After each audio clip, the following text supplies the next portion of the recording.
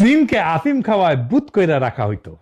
এটা শুধু একটা ঐতিহাসিক ঘটনা না, বরং বিশ্ব রাজনীতির সবচেয়ে গুরুত্বপূর্ণ ভূ রাজনৈতিক ষড়যন্ত্রগুলোর একটা। সেই একই ষড়যন্ত্র করেছে বাংলাদেশে ইন্ডিয়া, ফেন্সিডিল দিয়া।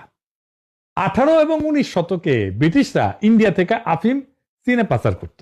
তো এমন এই আফিম দিয়ে এমন একটা বাণিজ্যিক ফাঁদ তৈরি করেছিল, যার ফলে চীনের যে রূপার ভান্ডার, এটা ধীরে ধীরে শূন্য হয়ে পড়ে। আগে চীনেরা ব্রিটেনকে চা, সিল্ক, পোর্সেলিন বিক্রি করত, এর বিনিময়ে রূপা পাইতো, অর্থাৎ রূপা চীনে ঢুকতো। কিন্তু ব্রিটিশরা যখন ভারতীয় আফিম চীনে বিক্রি শুরু করলো, তখন বিপরীত প্রবাহ তৈরি হলো। চীনারা আফিম কেনার জন্য তাদের রূপার মুদ্রা বিদেশে পাঠাইতে থাকে। এইভাবে কয়েক দশকের মধ্যে চীনের বৈদেশিক রিজার্ভ, রূপার মজুদ পুরা জয় বাংলা হয়ে যায়। মুদ্রাস্ফীতি বাড়ে, কৃষক ব্যবসায়ীরা দেউলিয়া হয়ে যায়, আর প্রশাসনে দুর্নীতি, সামাজিক পতন শুরু হয়।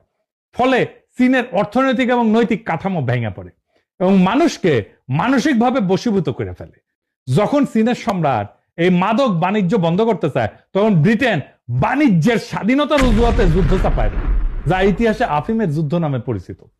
এতে চীনকে হংকং ছাড়তে হয়। চীনের হংকং এর যে মালিকানা ছিল সেটা ছাড়তে হয়। অনেকদিন কিন্তু এটা ব্রিটিশ শাসনে ছিল, কিছুদিন আগে ছেড়ে দিচ্ছে। এটা বন্দর খুলে দিতে হয়, এমনকি মাদক ব্যবসাকে বৈধ করতে হয়। এই আফিম নীতি ছিল এক ধরনের উপনিবেশ, যেখানে বন্দুক না, আসক্তি ছিল অস্ত্র।